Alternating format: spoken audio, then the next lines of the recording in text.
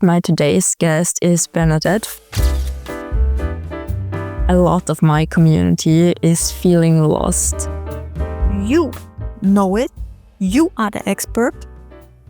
And everyone else is a supporter to remember you again that you actually know it. Be a lighthouse for other people, that they remember again that they are actually also a lighthouse.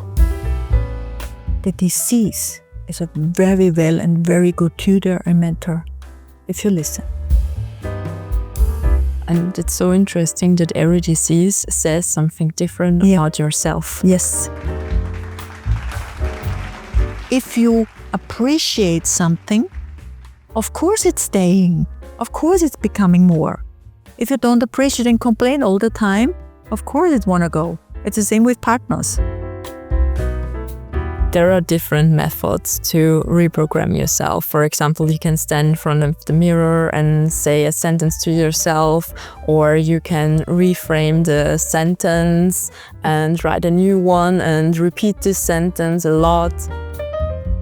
If someone is saying, no, that doesn't work, prove them it is working.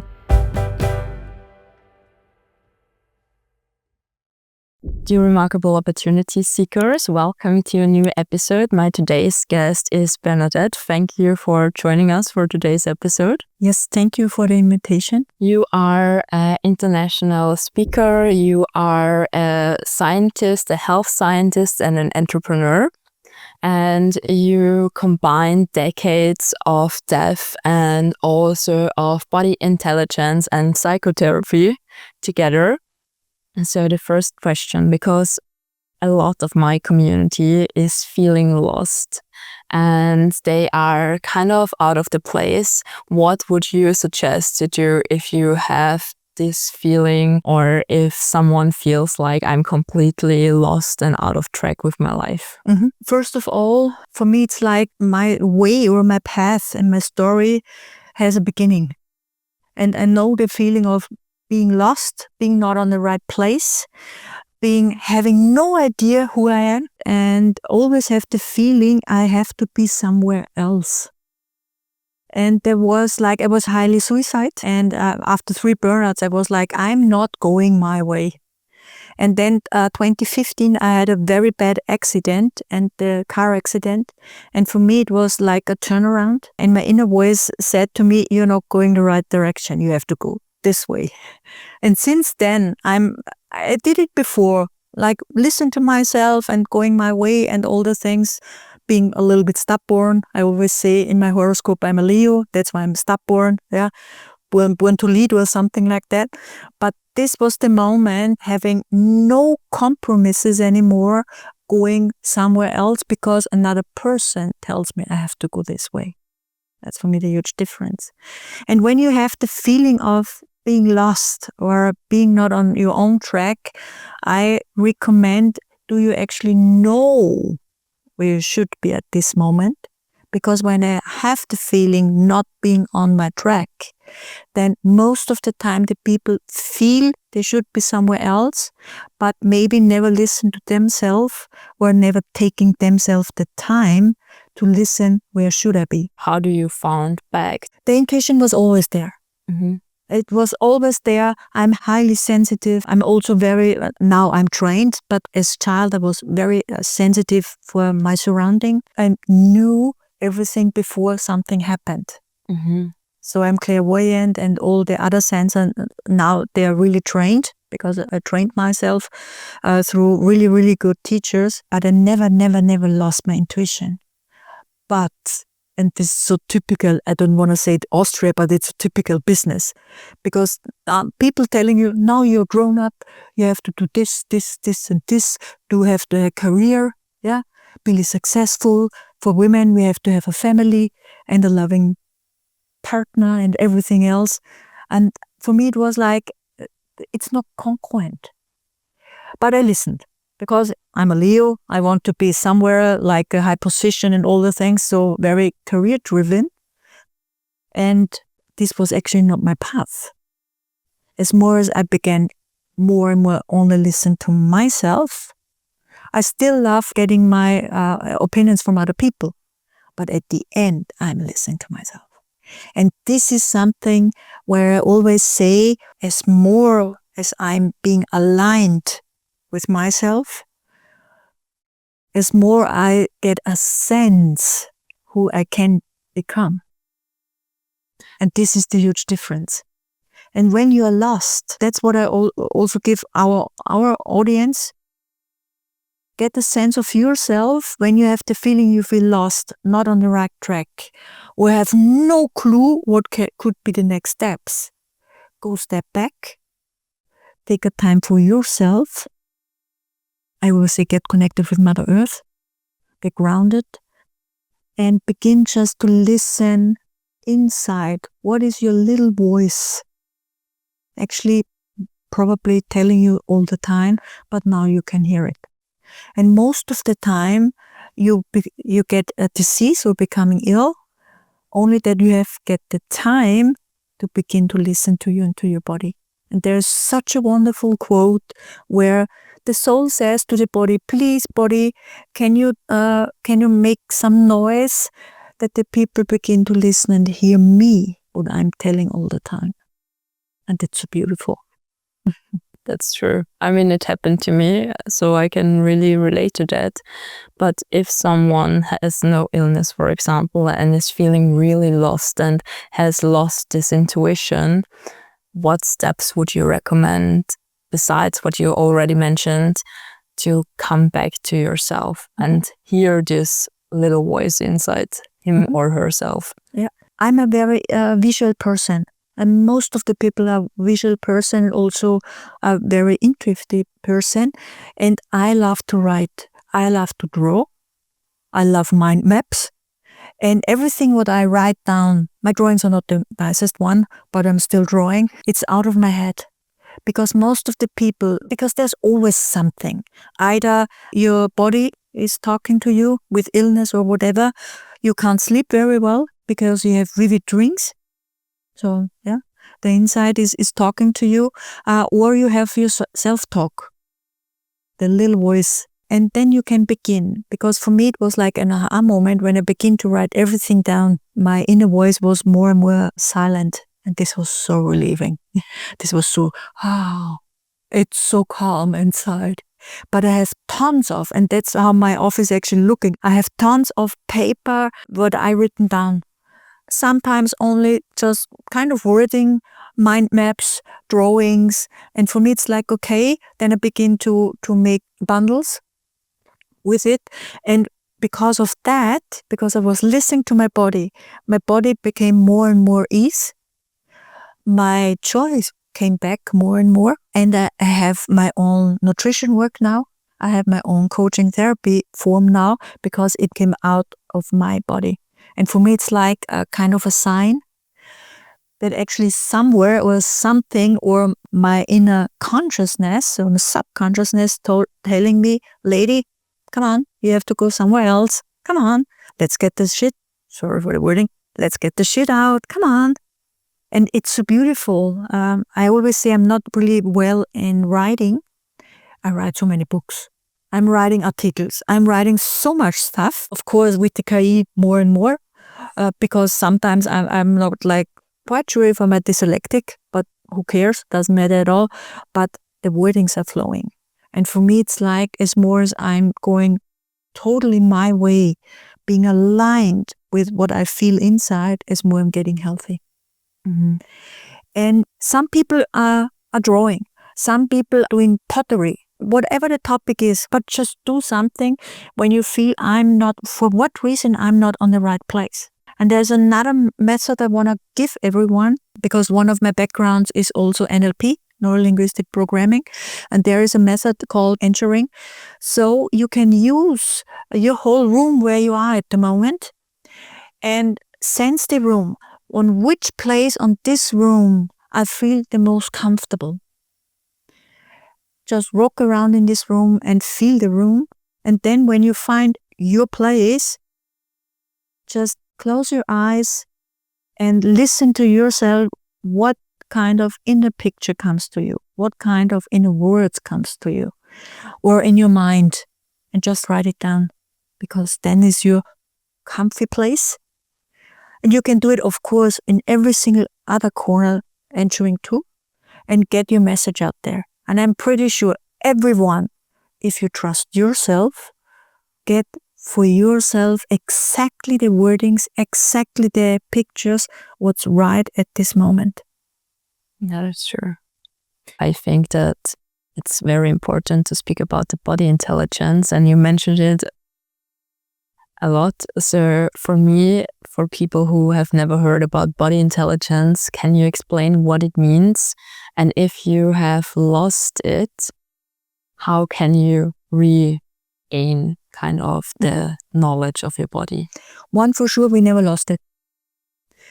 And the second is we never learned to listen to it. Because when your children are they are just magic. Because they have it. Then you come into education in school and they let you forget it. I think that's the right wording for it. We always have it. And for me, it's like, what is body intelligence? It is actually just listen to yourself, trust yourself 1000%. We know. Even when everyone else is telling you you don't know, you need a therapist, they know it better. You need an expert, they know it better. No, you know it. You are the expert.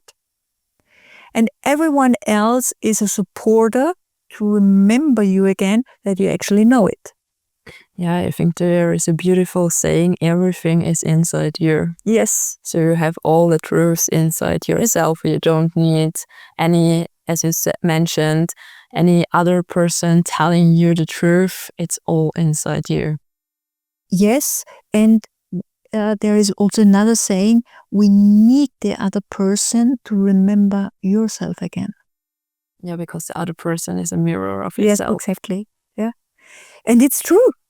It's maybe sometimes it's a little bit of weird thinking. Why do you need the other person? Especially as I'm an introvert. Sometimes I'm more happy when I'm alone than with other people. But yet the other person, they're nurturing you.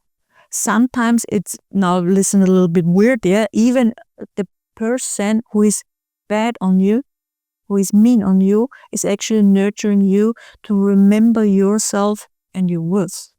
And we are all, every single one out there is a miracle, is a gift. And sometimes, or most of the time, our education let us feel something different. And for me, it's like, I always think when a person is mean on you, on yourself, I don't want to know how you actually talk to yourself. And I begin to feel sorry. And I bless them people. I love blessing people, knowing that every one of us has his own story or her own story.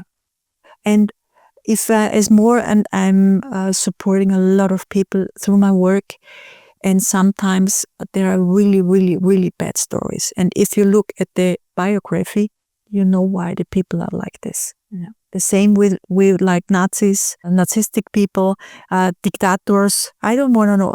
Sometimes I say to myself, I don't want to know how your parents talk about with you or around you, but you actually deserve better.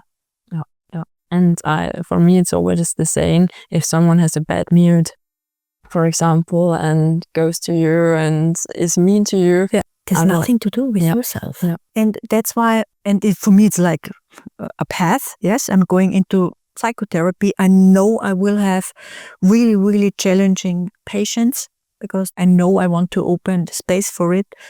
And there is one thing to discover again, because as child we have it, it's compassion, empathy, and also the knowing there is also light being in front of me. And sometimes they just don't know. And maybe Eric Pearl said it's so beautiful, be a lighthouse for other people, that they remember again that they are actually also a lighthouse. Yeah. And it's just beautiful. Yeah. I think this is one of the most beautiful things, when you can show people that they are kind of their stars of their own show. Yes. And that they remember who they are in real. Like that they have so many talents, but they just have forgotten it, or they don't know that they have those talents. Mm-hmm. And I think this is also so important what you said, that if you have someone in front of you, never judge it. Yes, the person, and also you never know the story behind the person. So if this person is mean today, you don't know what happened before. So you can be the opposite and be super warm towards this person, because maybe this person is exactly lacking that. Someone who sees this person, who shows them that there is someone, even if it's just a smile to a stranger, this one smile can really light up this person's day. Just being nice. Yeah. But I want to add something. We don't have to be a punch bowl for these people. And there is again the knowing your worth and knowing also your boundaries. I'm a huge fan of saying no, because it's not only a saying yes to myself, but also giving the other person the chance, knowing how they can handle me, how they are allowed to handle me, or take care of me, or whatever. It always depends on the environment. And also support them, to give them another chance or a picture how they can get treated from other people. Because I'm supporting a lot of people for a longer time already, and when they never got the experience that, for example, women, there are also nice women out there, they never can have the chance or get the chance to rediscover or can learn different actions, different thoughts, and different wordings when they never have another picture how a woman, a man, or whatever can also be. Yeah. Because our experience is not our reality. Our not only the experience, but the experience we actually have in our mind is not the reality. Yeah. It sounds maybe very confusing or very constructivistic, yes, that we create our own environment and our own world, but it's a good model for myself. And there's one another thing, and it's so interesting. People who wanna hide. I'm working a lot with top management, and we had a really deep conversation about we are allowed on top management to have empathy. And I was like, what? No feelings on top management? Excuse me? Especially there should be a good idea, not only being on facts and on theories and on models and on studies. We love studies in Austria. For whatever reason, we love studies. Most of the time, they don't question who paid the study. It's very interesting with my clientele. Yeah? But it's always very, very interesting. And we compensate a lot of time. Things where we actually should have empathy and emotions with facts, with models, with studies. And I'm like, no. There's something wrong in here. Yes, especially, by the way, at the economy. I always say we economy.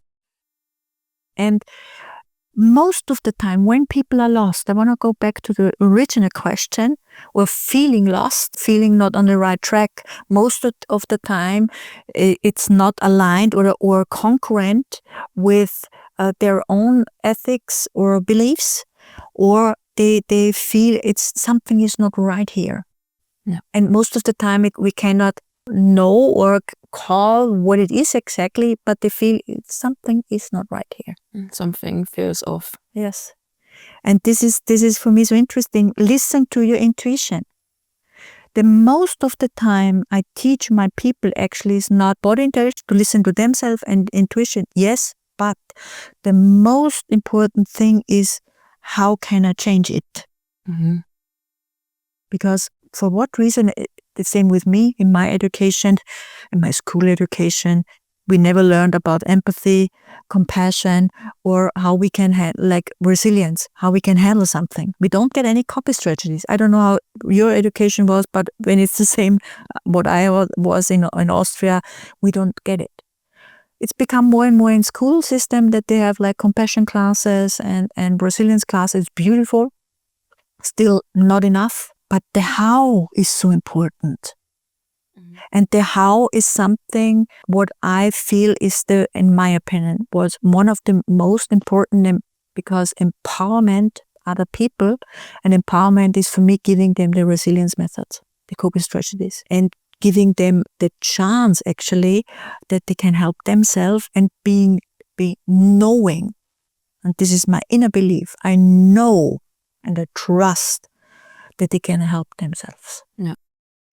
I think this is one of the most important things, that the person get the tools, the toolkit, let's say it like that, to really find out what's bothering himself or herself, what's off track, what he or she wants to do with her life.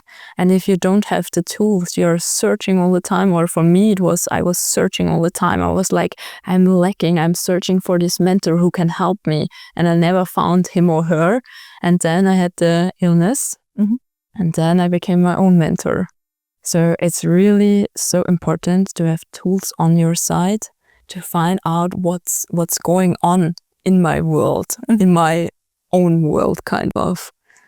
But you mentioned now such an important part. The disease is a very well and very good tutor and mentor, if you listen. Yeah. Because in every disease there are infos about yourself, actually, impulse about yourself, and so much insights when you begin to understand. And I want to give you a tool for that, to understand that the soul said to the body, please body, get yourself, listen, that they finally get the information what is actually going on. Yeah, and it's so interesting that every disease says something different about yourself. Yes. So you can learn, for example, if your ear is ringing or something like that, if you break your leg, everything says something about you, where you should really focus on finding out the truth, what you can't see at the moment. Yes, exactly. And it sounds maybe for some people weird, but it's for me the biggest helper.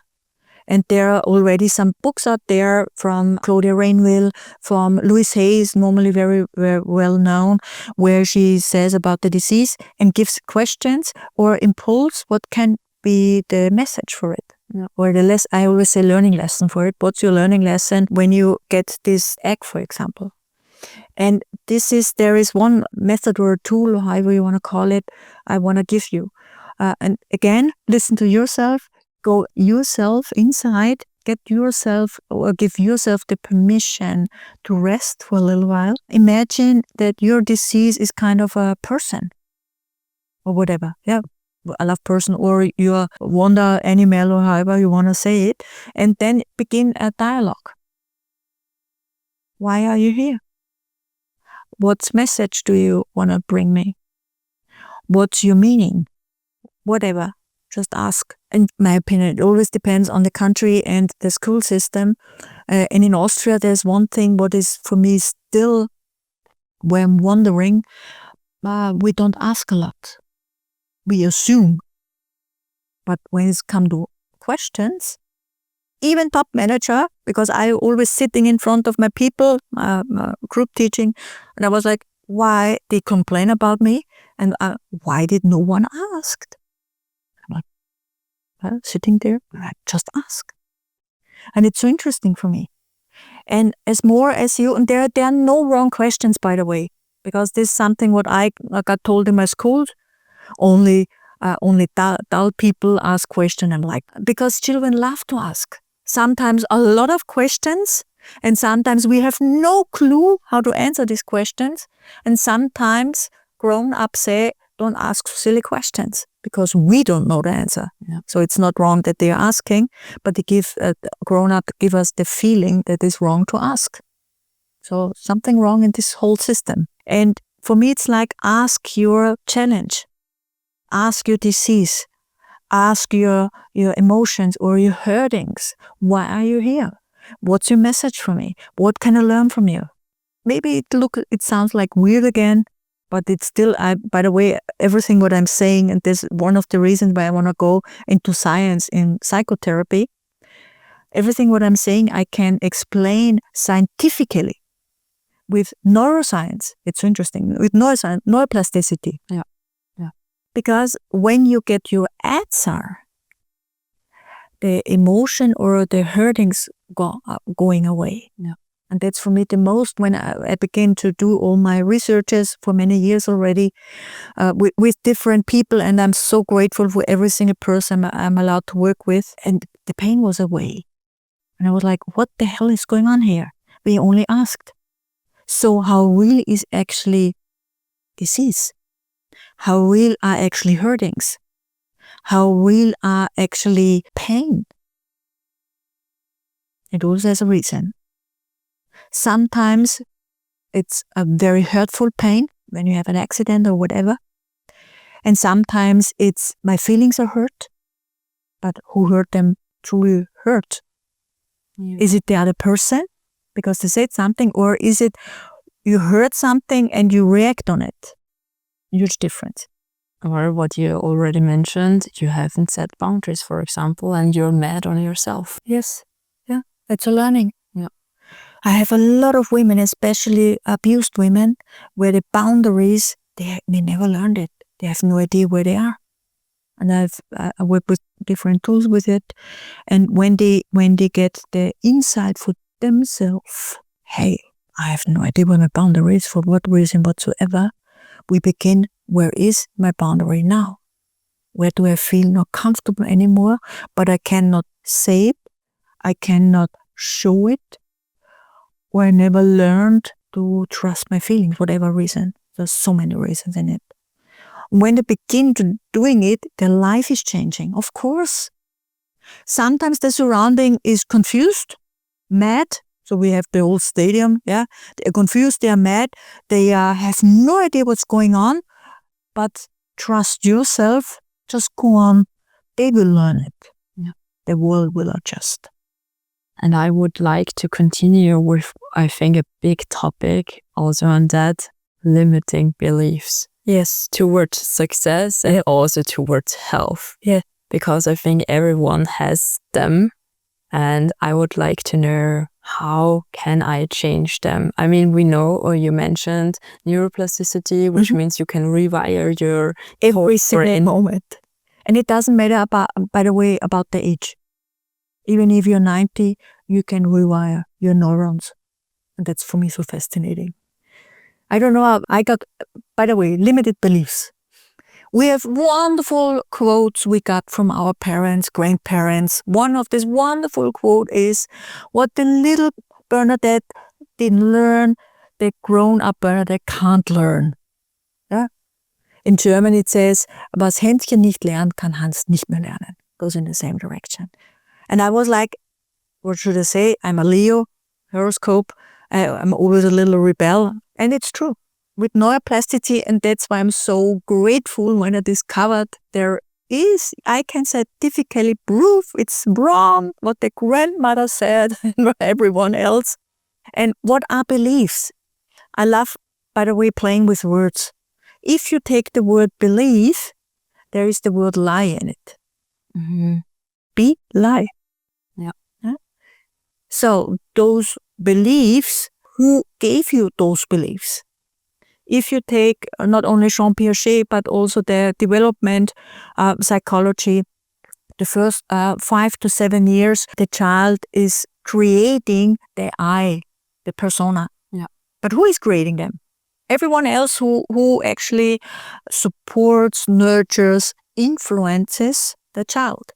So now today, because I didn't grow up with TV and mobile phone and YouTube and so, the little children in Austria, when I see them in the tram or whatever, they get like the mobile phone and watch or do something like YouTube video, TikTok or whatever. They learn from them. We hadn't, finally, at least. We still have our problems, so by the way, yeah. But they influence us, the way we think, the way we talk, the way we react on something.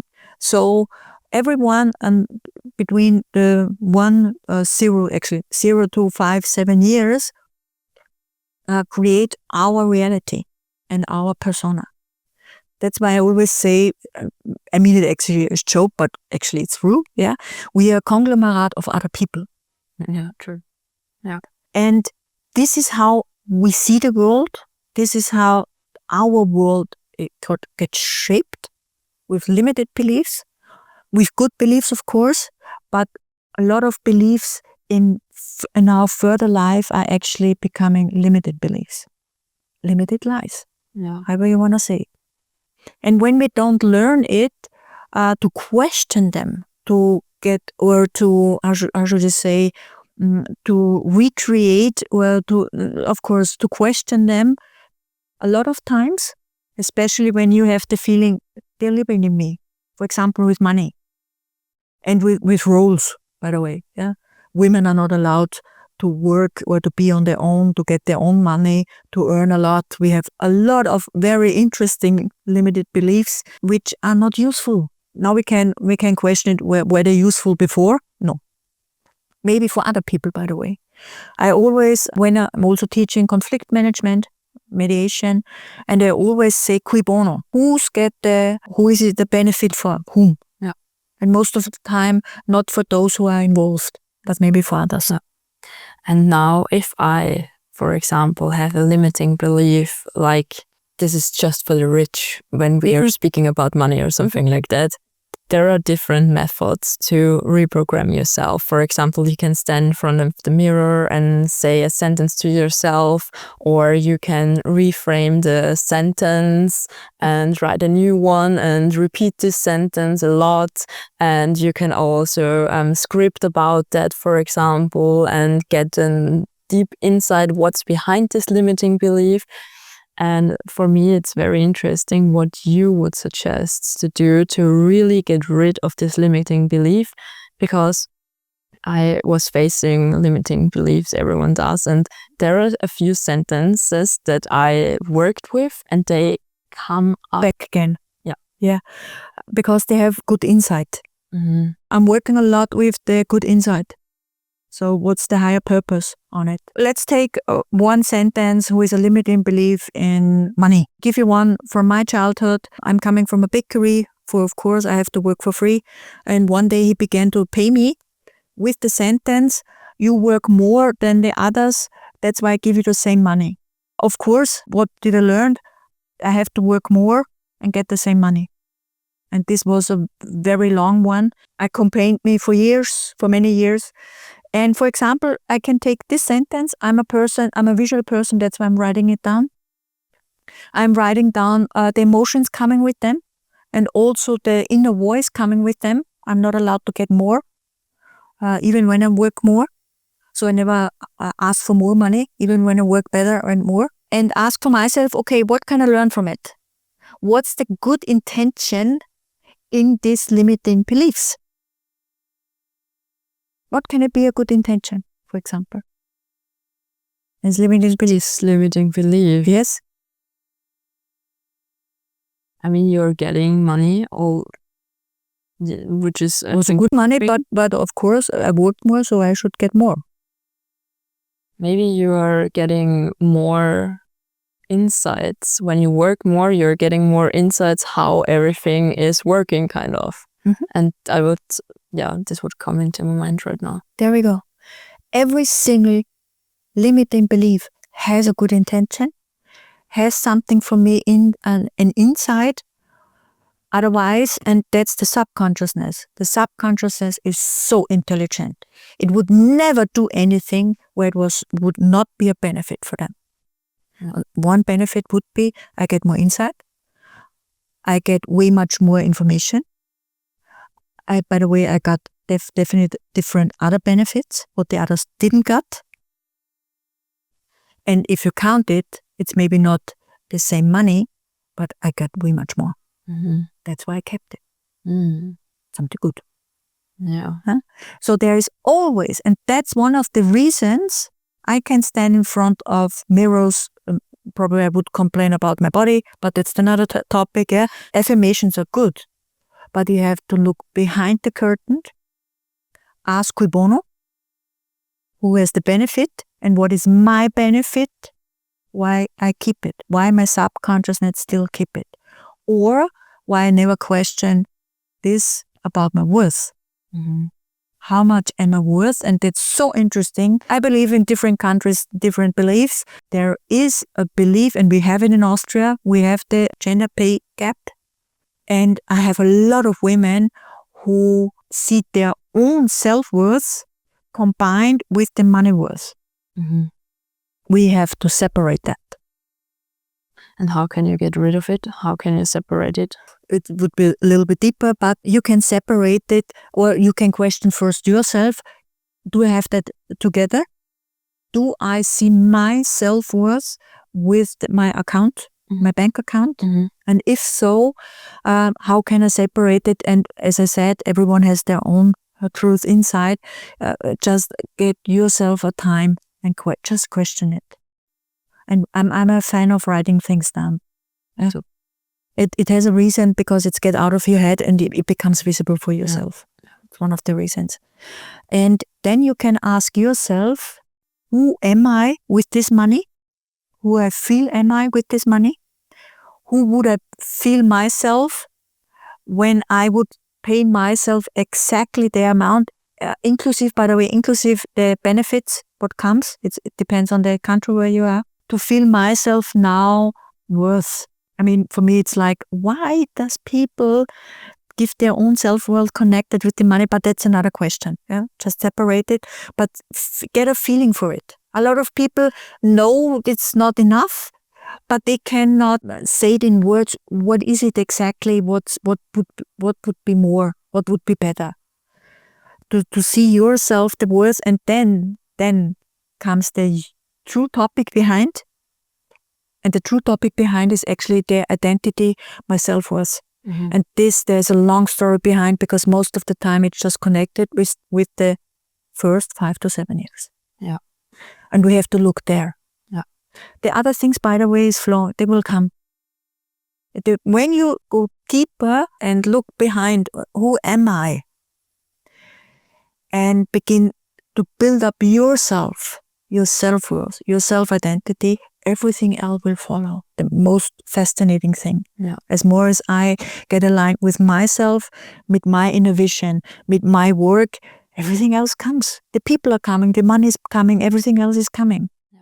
And you're like, where were you before, for 30 years ago? Yeah, it's like this curtain that goes away step after step. Yes. Or time after time. What you just need to work on yourself and everything else will come. Yes. And there is also this saying that energy or money is energy. Yes. And if you are aligned with yourself, if you are in this frequency, it will come one day or another. It has to be like that, because if you're in a high vibrating frequency, money loves you. I mean, money loves you in every frequency, but you need to have money on your side, like your best friend, and not like something dirty or something like that. I want to give you one picture I received when I was aligned with myself, and just I took a time out. And it says money is energy. It's like the same with an apple. Nothing more. And if you begin to put away all your beliefs, for me, it's like printed paper. It's just break it down. It's printed paper. Take, for example, money, and there we have the apple. Actually, energetically, it's the same. If you put away all your beliefs, what you got from your parents, grandparents, or from whoever, also the money gurus, yeah. If you put them away, it's actually printed paper. But the difference, and that's what was my insight, is what I believe about the apple. Is the apple healthy? Yes, of course. If you have a fructose intolerance, of course not. Same with money. And that's makes the huge difference. And if you're aligned with yourself, with your vision, and going your path perceivable. So we'll stop one, however you want to say it. Then money will come because, and that's my deepest belief, that somewhere out there, including myself, wanna make the best life. And that's make the huge difference. And that's why I always say, and when I work with people, also building up a business, I love to create with them, with their competences and with their passion, different products. And it's so easy because everyone of us is gifted. And finding your unique gift and your competences, I'm pretty sure that we can make that there are a lot of different opportunities, different products, whatever it is, that you can create a business out of it. And all the millionaires, and it always depends. Did you get the money because you created something out of nothing? Did you get the money because you married someone? Did you get the money because you got it from your parents or whatever? And that makes a huge difference. And there is one saying, and it's so interesting, I heard it the first time in the Arabic world, where it says the first generation is building them up, the second one holding it, and the third generation is destroying it. And then you begin from new. And there we have the value again. And if you appreciate something, of course it's staying. Of course it's becoming more. If you don't appreciate and complain all the time, of course it want to go. It's the same with partners. See money as partner as well, and nurture it, and see what can we do, we together, something for the greater, for the greater, for everyone. And that's for me the huge difference. And money follows the energy. Yeah, you're totally right. What you mentioned also, I think, is very important, that you should be grateful that you have it in your life, that money is opening doors for you. Also, energy is opening your door. Energy is opening doors for you too, right? Yes. But that energy and money can really be an opener for so many opportunities out there. And that you without anything can build something because you have the inner light in yourself, capabilities, and you can do whatever you want. If someone is saying, no, that doesn't work, prove them it is working, because most times it is. Yes, of course. And for me, now we are there, being in the flow, never holds anything back. And there's my learning as well. I know a lot of people. I have my friends. And if people are there who are not nice to me, I let them go, because they're so interesting. And it's the same actually with self-worth. And as more as becoming myself and being aligned with myself, the people are coming. The right people are coming. The people are coming with the same vision. The people are coming who want to support your vision, whatever the reason. And for me, this was also a huge insight. And I learned the most thing. Let go, let it flow.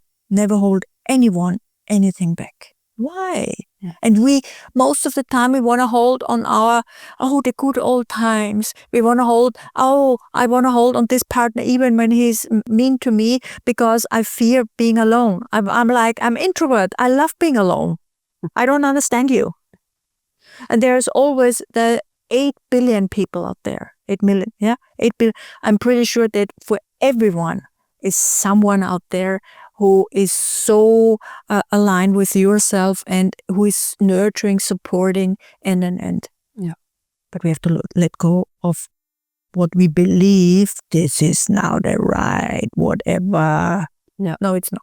Yeah.